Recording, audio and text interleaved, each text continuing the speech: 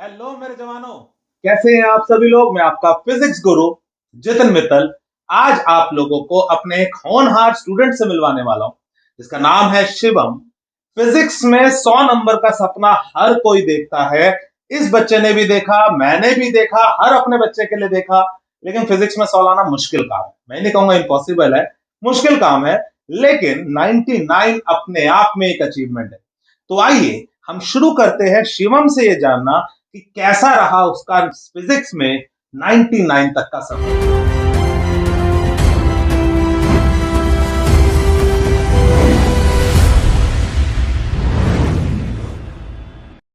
शिवम, जो कुछ भी जैसे फिजिक्स में 99 एक बहुत बड़ी सक्सेस मानूंगा, मैं अचीवमेंट मानूंगा। और जो कुछ भी जैसे अभी तो सॉफ्टवेयर इंजीनियरिंग कर रहा है, कैसा यस ना। Sir, yes sir. तो जो कुछ भी तू अभी है, इस सक्सेस में से सक्सेस बोलूंगा, इसका क्रेडिट किसको देना चाहिए? ओके। तो सबसे पहले तो मैं अपनी क्रेडिट मम्मी को देना चाहूंगा, वेरी गुड। क्योंकि मेरी मम्मी स्टार्टिंग से मेरी टीचर रही है। मुझे अभी भी याद है, सेकंड में ही वो मुझे पढ़ाया करती थी, मैथ्स के प्रॉब्लम सॉल्व करने के लिए बोला करती थी मेरे को। और उसके बाद मैं अपना क्रेडिट पापा को देना चाहूंगा, क्योंकि मेरे फादर ने मुझे कभी भी किसी चीज़ के लिए मना नहीं किया। पढ़ाई के अंदर मुझे हमेशा इनकरेज ही किया है। मुझे सारे ट्यूशंस पढ़ने के लिए जब मैंने उनसे कहा, तब उन्होंने मेरे को अलो कर दिया कि कोई दिक्कत नहीं है, तू पढ़ सारे ट्यूशंस, तू अपना फोकस पढ़ाई पे कर। मेरे फादर वैसे चाहते थे कि मैं पुलिस लाइन में जाऊं, पर जब उन्हें लगा कि मेरा इंटरेस्ट इंजीनियरिंग में है, तो उन्होंने एक बार भी नहीं कहा कि मैं चाहता हूं तू पर्सनली पुलिस फील्ड में जा, तू इंजीनियरिंग ही कर, जो तेरा पैशन है उसे फॉलो कर। तो यहाँ पापा को देना चाहूंगा, और उसके बाद एट द एंड में अपने टीचर्स को देना चाहूंगा, जिन्होंने हमेशा मुझे मोटिवेट ही किया है। मैं स्कूल टाइम पे 11th में इतना ब्राइट स्टूडेंट था नहीं, पर स्टिल मेरे टीचर्स को पता था कि मैं कुछ कर सकता हूँ, तो उन्होंने मुझे मोटिव किया। क्या बात है। टीचर्स ने किया। यार जनरली ना एक स्टेटमेंट सभी स्टूडेंट बोल रहे होते हैं। अब जैसे मैं भी गवर्नमेंट स्कूल से पढ़ा हुआ हूँ, तू भी गवर्नमेंट स्कूल से यस पढ़ा सर। हुआ है। प्राइवेट स्कूल वाले टीचर्स को थोड़ा ऊपर समझते हैं, गवर्नमेंट स्कूल वालों को कि यार या तो गवर्नमेंट स्कूल में क्या पढ़ाता है कोई। मतलब इस तरह की एक मिसकंसेप्शन मैं कह सकता हूँ टीचर्स के लिए है। मिसकंसेप्शन तो मैं कहूंगा कि है मिसकंसेप्शन, क्योंकि वो हमारा सबका बच्चों का नजरिया अलग अलग होता है। अगर वो टीचर से आउटपुट निकालना हमारे खुद के हाथ में होता है कि हम कितना उनको क्या नाम है, मतलब अपनी अपनी तरफ फोकस करवा सकते हैं, कितना उनसे आउटपुट ले सकते हैं। तो जो मेरे टीचर्स थे, उन्होंने हमेशा मुझे पढ़ाई पे मतलब पढ़ाई करवाई, पढ़ाई पे फोकस करने को कहा। लैब्स में भी वो ऐसा नहीं है कि एक्सपेरिमेंट खुद से करने को बोल देते, वो एक्सपेरिमेंट करके दिखाते, एक एक चीज बताते थे। केमिस्ट्री लैब हो, चाहे वो फिजिक्स लैब हो, या कंप्यूटर की लैब हो। यहाँ तक कि मेरे टीचर्स ने तो मुझे लैब की फीस तक दे रखी थी, क्योंकि वो जानते थे कि मैं एक ब्राइट स्टूडेंट हूं। तो उन्होंने मुझे कह रखा था कि तू जब चाहे तू जाके लैब में जा, एक्सपेरिमेंट कर, पढ़ाई कर, कोई प्रॉब्लम हो तो हमसे आके डाउट पूछ। तो ये चीज़ की गवर्नमेंट स्कूल के टीचर्स पढ़ाते नहीं है, तो टोटली मिसकंसेप्शन है, क्योंकि मैं भी गवर्नमेंट स्कूल से पढ़ा, मेरा भाई भी गवर्नमेंट स्कूल से पढ़ा, और हम दोनों की बेटर रिजल्ट्स हैं, हम दोनों ही आज अच्छे कॉलेजेस में हैं। तो मैं भी गवर्नमेंट स्कूल से पढ़ा हुआ हूँ और गवर्नमेंट स्कूल के टीचर्स की वजह से ये हम लोग जो कुछ भी है। एंड मैं अपने सभी टीचर्स को प्यार भरा नमस्कार देना चाहूंगा, और शिवम के भी सभी टीचर्स को और सभी बच्चों को ये कहना चाहूंगा कि प्लीज ऐसा मत सोचो कि गवर्नमेंट स्कूल के टीचर्स पढ़ाएंगे नहीं या पढ़ाते नहीं। आप पढ़ने वाले तो बनो, वो आपको जरूर पढ़ाएंगे। तो शिवम, जनरली लोग ना टाइम टेबल बनाते हैं, यार इतने घंटे पढ़ना है, इतने घंटे पढ़ाना है। तो क्या क्या शिवम ने टाइम टेबल सेट किया हुआ था, या कितना घंटे पढ़ाई को देता था? या मैं ये जानना चाहूंगा, बच्चे भी जानना चाहेंगे। मेरा कोई fix time table day wise नहीं था। हम्म। मेरे फिक्स टाइम टेबल वीकली हुआ करते थे कि मुझे इस वीक में इतना काम कर लेना है। हम्म। क्योंकि मुझे खेलने का भी बहुत शौक था, मैं क्रिकेट खेलने का बहुत शौक था, तो ऐसा कोई डे वाइज मेरा शेड्यूल नहीं था, क्योंकि किसी दिन मैं खेलने निकल जाता, मेरे भाई हम्म। आते तो उनके साथ खेलने लगता था। तो मेरे बट मेरा टारगेट ही रहता था कि मैं वीकली बेसिस पे अपने शेड्यूल जरूर पूरे करूँ, वीकेंड्स पे जैसे मर्जी बैठ के करूँ, बट हाँ, वीकली बेसिस पे मैं कोशिश करता था कि जो टारगेट मैं अपने लिए सेट कर रहा हूँ पढ़ाई का, कि हाँ मुझे 2 फिजिक्स के चैप्टर कंप्लीट करने हैं, 2 केमिस्ट्री के चैप्टर कंप्लीट करने हैं, या मैथ्स में 10 प्रॉब्लम सॉल्व करनी है, वो मैं कंप्लीट कर सकूं। क्या बात। जैसे बच्चे कुछ होते हैं टाइम टेबल बनाते हैं, 4 बजे ये पढ़ूंगा, 5 बजे ये नहीं, पढ़ूंगा, 6 बजे ये पढ़ूंगा। तो मैंने तो ये सब कभी नहीं बनाया और ना मैं मैंने किसी को भी नहीं, एडवाइस करता। मैंने भी नहीं। तो हाँ, तो मेरे को नहीं लगता नहीं। कि सक्सेसफुल हाँ है। हाँ, ये इसका इसका कुछ खास बेनिफिट नहीं आता, क्योंकि एक टाइम के बाद हम चीज़ों से बोर होने लगते हैं, एक ही टाइम पे एक चीज़ करके। तो लाइफ में चेंजेस होने चाहिए, तो एक फिक्स टाइम टेबल से बेटर यही रहेगा कि हाँ, हम एम करें कि हाँ, हमें इतना काम इस पर्टिकुलर टाइम तक कर लेना है, बट हाँ, एकदम फिक्स टाइम टेबल कोई अच्छी लाइक चीज़ नहीं है। वीकली गोल्स हाँ, जो तूने वीकली बताया, कॉल। वो बेटर है कि यस अपना यस। एक टारगेट बनाओ, मुझे हफ्ते भर में ये खत्म करना है। हाँ। Okay, that's good.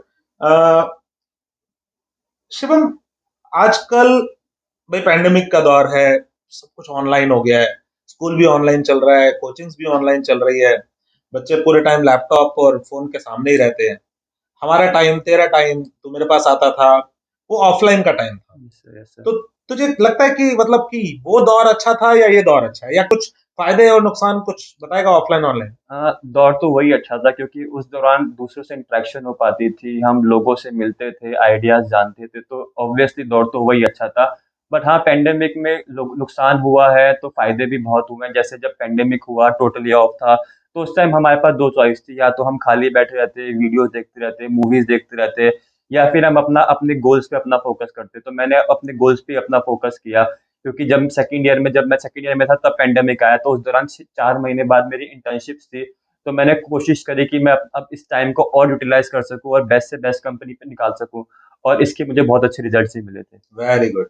तो बेटे, जो खाली वाला जो टाइम है ना, इसको या तो आप सही में वेस्ट कर लो, या यूटिलाइज करो कि यार इन 4 महीनों बाद या 10 महीने बाद या 2 साल बाद जब सब कुछ सही होगा, तो मैं अपने आप को कहाँ देखना चाहता हूँ। तो शिवम ने डेफ़िनिटली। जो करा वो यही करा। तो मैं आप लोगों को भी हम यही एडवाइस करेंगे कि आप अपने आप पे काम करो, अपने आप पे काम करो जितना काम कर सकते हो।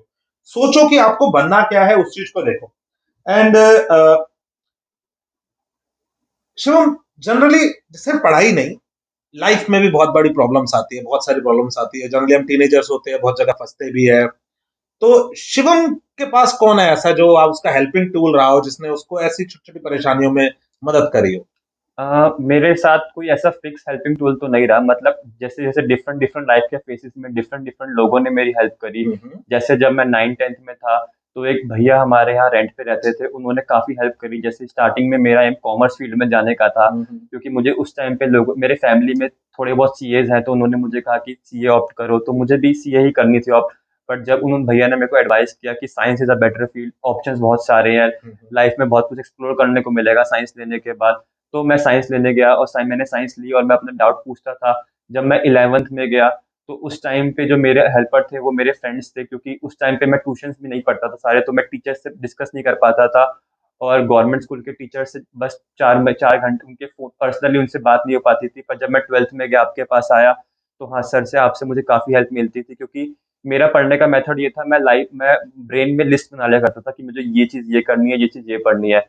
तो एक टाइम के बाद मुझे लगने लगा क्या पता मेरा ये पढ़ने का तरीका गलत हो। हम्म। पर जब मैं आपके पास आया, मैंने पाया कि ये पढ़ने का तरीका ही ये बेस्ट है, क्योंकि आप भी इसी तरीके से मुझे पढ़ाते थे। तो मुझ में और कॉन्फिडेंस आया, मुझे लगा कि नहीं, मैं स्टार्टिंग से ही सही पढ़ता आ रहा हूँ, यही बेस्ट तरीका है मेरे लिए। गुड। बच्चे जुड़े हुए हैं मेरे साथ, देख रहे होंगे हमारी वीडियोस। तो इन बच्चों को कोई एक पर्टिकुलर एडवाइस या दो पर्टिकुलर एडवाइस, या इनको लेक्चर को, भाई साइंस ली हुई है, किस तरीके से इन्हें चलना चाहिए, कुछ मोटिवेशन हो जाए मेरे बच्चों के लिए, कुछ पढ़ाई को लेकर किस तरीके से गोल्स इनको सेट करने चाहिए। एक वीकली गोल्स वाला तो हमें पता चल गया कि हाँ, वीकली गोल्स बनाओ, उसके हिसाब से पढ़ाई करो। तो क्या बताना चाहेगा? सबसे ज़्यादा फ़ोकस आप लर्निंग पे दीजिएगा, क्योंकि जैसे मैं अपने टाइम पे मैंने 1-2 सब्जेक्ट्स पे रटने पे फ़ोकस किया था, तो मुझे आज लगता है कि वो मैंने चीज़ गलत की थी, तो मैं आपको कहूँगा कि वो चीज़ें आप अवॉइड कीजिएगा। और कुछ बच्चे ऐसा करते हैं, हम सोचते हैं कि जो हमारा अच्छा सब्जेक्ट है, इसको हम ना करें, बट ये चीज़ भी गलत है, हमें सब सब्जेक्ट्स पे इक्वली फ़ोकस करना चाहिए। तो इस चीज़ को भी कोशिश करें कि अवॉइड करेंगे। और दूसरा, अगर आपको कुछ भी डाउट है तो उसको पाइल अप मत करना, साइड मतलब साथ-साथ क्लियर करते रहना, चाहे किसी से भी करो, चाहे अपने टीचर से करो, चाहे अपने फ्रेंड्स के थ्रू करो।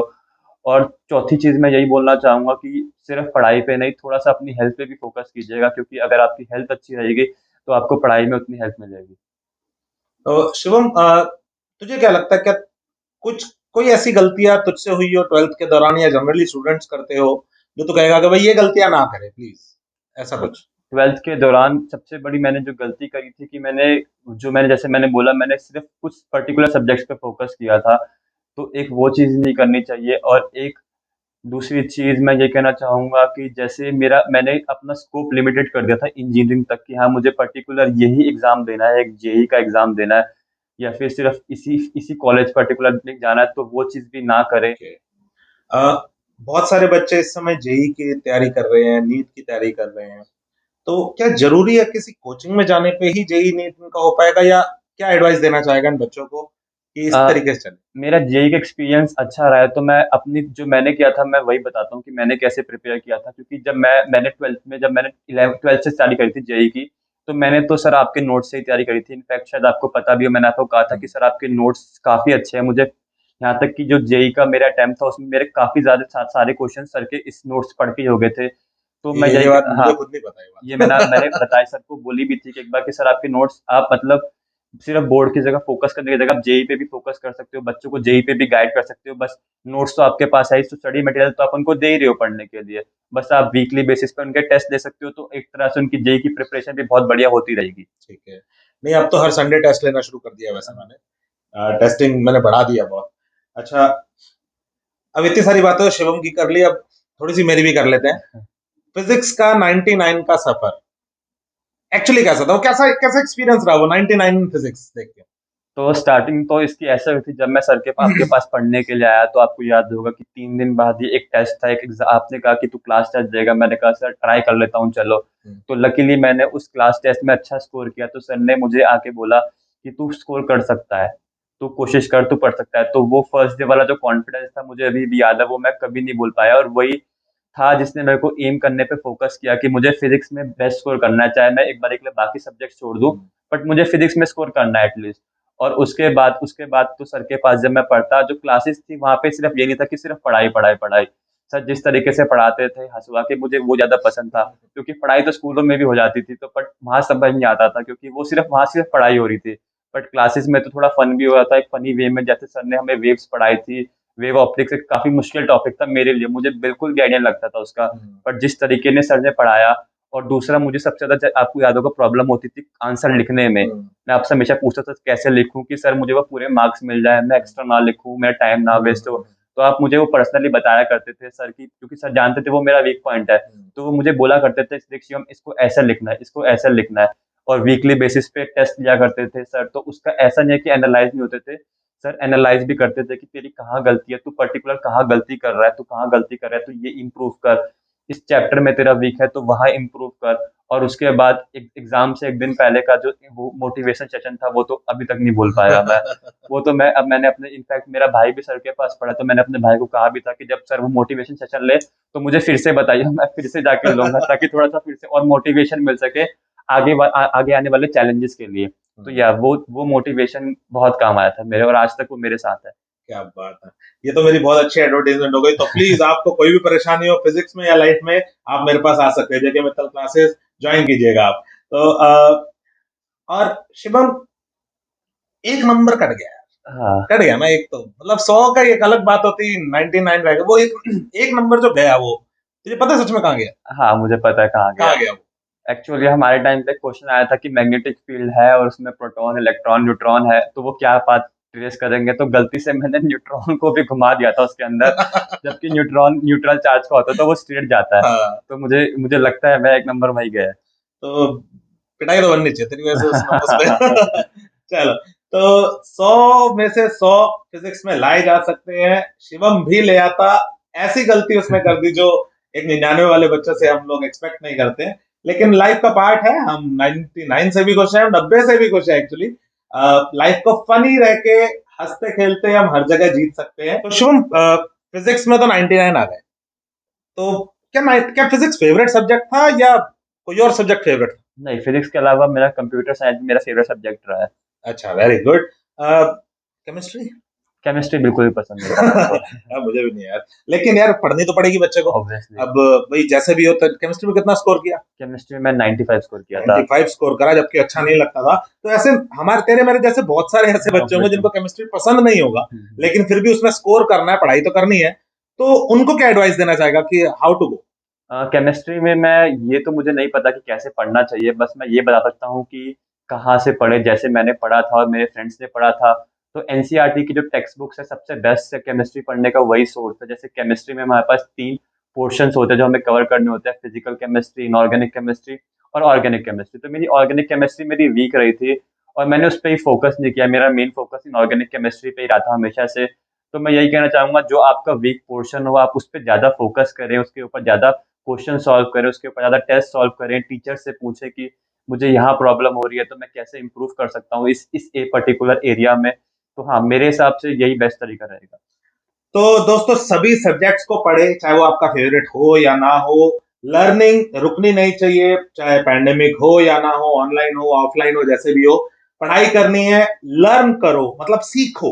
ठीक है, एज अ स्टूडेंट पार्ट का सबसे बेस्ट पार्ट यही है स्टूडेंट लाइफ का कि हम सीख रहे हैं, लर्निंग है, है लर्निंग ना। है। तो दोस्तों, जो भी हो, लाइफ में लर्निंग कभी भी आपकी रुकनी नहीं चाहिए। ये ऑब्वियसली। बात मैं शिवम से अभी सीख रहा हूं, ये बातें करते वक्त।